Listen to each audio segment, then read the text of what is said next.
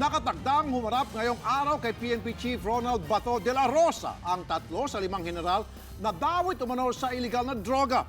Sa ikalimang araw pa lang ni Digong bilang Pangulo ng Bansa, hindi nagdalawang isip ang Pangulo na pangalanan ang mga general sa pagdiriwang ng ika-69 na anibersaryo ng Philippine Air Force kahapon. Para sa update, umaaksyon ng live si Franz Noguera. Franz, nagpakita na ba kay PNP Chief de la Rosa ang 3 sa 5 general na nadadawit ngayon sa iligal na droga? Latest update sa atin ng PNP spokesperson, may mga general na nandun sa opisina ni PNP Chief ngayon at hinihintay na lamang silang makumpleto para nga magsimula na yung meeting.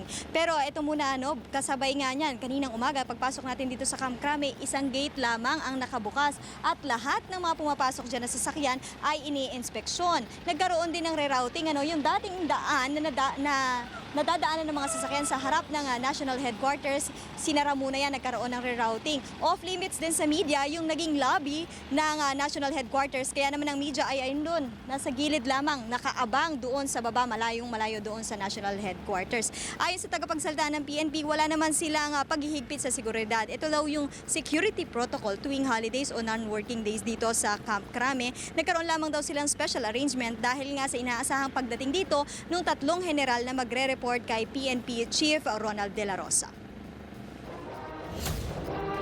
Pasabog ang regalo ni Pangulong Rodrigo Duterte sa ika-69 na taong anibersaryo ng Philippine Air Force kahapon. Dito tinukoy niya ang 5 general ng Philippine National Police na protektor umano ng sindikato ng droga sa bansa. Kasama sina retired PNP Deputy Director General Marcelo Garbo Jr., retired Chief Superintendent Vicente Loot na ngayon ay alkalde na sa Cebu, si Chief Superintendent Bernardo Diaz na dating direktor ng PNP Region 11, dating direktor ng National Capital Region Police Office o NCRPO na si Joel Pagdilao, at Chief Superintendent Edgardo Tino na dating Quezon City Police District Director. I do not necessarily humiliate people. It's not my practice. Politiko ako eh. But dumating ako sa posisyon na to, I have to tell you the truth. Ito after so many validations, even when I was still mayor of Davao City, lumalabas na itong mga pangalan na to. May ilan pa raw pangalan sa listahan pero gusto raw muna niya itong kumpirmahin. Ayon kay Digong, karangalan ang maging bahagi ng PNP, kaya naman maituturing na treason o pagtataksil kung hindi po protektahan ng pulis ang publiko. Umaasa si Digong na kahit papano ay matutupad niya ang mga pangako niya noong eleksyon. So, the campaign against drugs will continue. Hopefully, in the fullness of God's time, I may not be able really to clean it 3 to 6 months, but by the time siguro 3 months, 6 months and 1 day after, medyo tapos na. May partida lang ng isang araw. Hiningi na raw niya ang tulong ng Armed Forces of the Philippines. Siya na raw ang bahala sa proteksyon ng lahat ng tutupad sa tungkulin. It's going to be a dirty fight. It's going to be a bloody fight.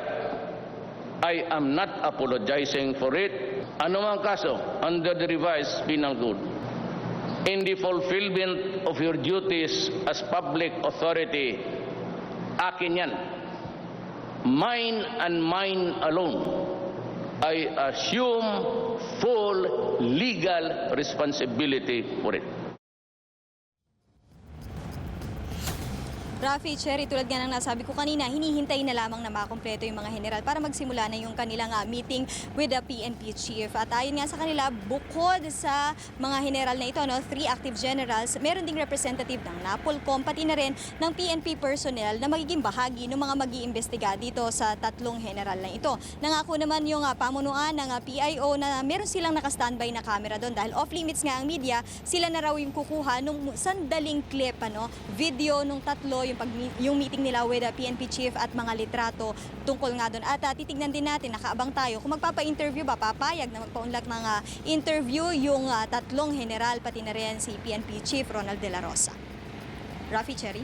Okay, Franz, so yung 3 general na nandyan, sila yung mga active service pa. So yung 2 siguro, yun yung retired na. Tama?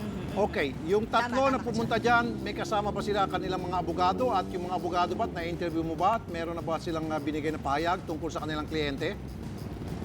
Actually, Rafi, napakamasikreto nilang pumunta dito, no? Hindi natin nakita kung saan nga pasukan dito sa National Headquarters talaga sila pumasok. Ano? Ayon doon sa PNP spokesperson, wala naman siyang nakitang ibang kasama. Pero ang alam niya nga, meron na doon sa mismong loob ng opisina ni PNP Chief na mga general. Di niya rin pinangalanan kung sino-sino na yung nandoon sa loob. Rafi?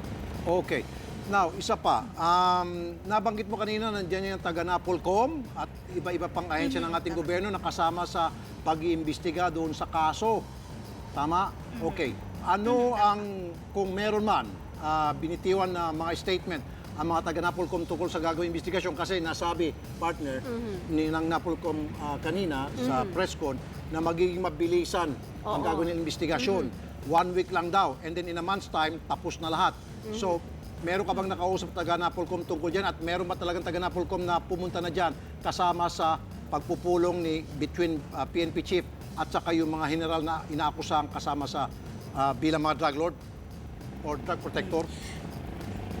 Rafi, kinumpirma ng spokesperson may isang representative ng Napolcom na nasa taas. Pero hindi natin nakausap kasi makikita mo talagang off-limits yung National Headquarters.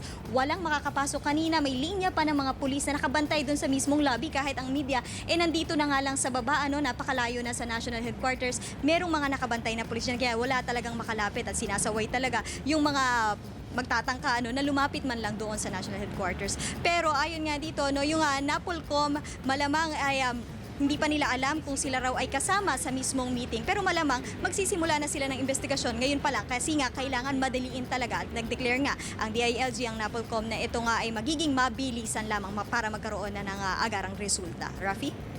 Okay, Franz, hindi ko alam kung alam na natin ang sagot dito sa katanungan ko, no? Pero doon sa dalawang retirado na, no, at hindi na saklaw ng mga investigasyon, no, na gagawin ng nandun sa mga active service, paano kaya magiging investigasyon sa kanila?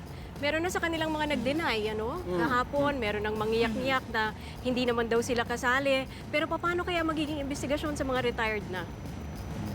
Ayun, definitely hindi na magiging sakop yan ang investigasyon ng PNP at ng Napolcom, itong dalawang retired. Yung isa, dahil si Chief Superintendent Vicente Loot ay isa ng mayor, mapapailalim na yan sa DILG. Si retired Police Director, Deputy Director General Marcelo Garbo, na ngayon nga ay retired na rin, yan naman ay maaaring investigahan din ng DILG kung sila nga ay masasakop dito. At siya rin ay pwedeng dumaan naman doon sa due process, which is sa korte na yun babagsak, Cherry.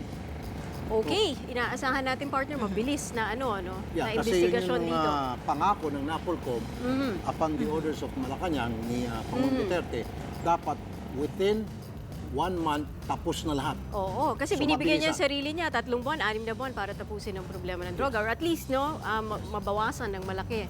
No, sabi niya walang sarsuela. Exactly.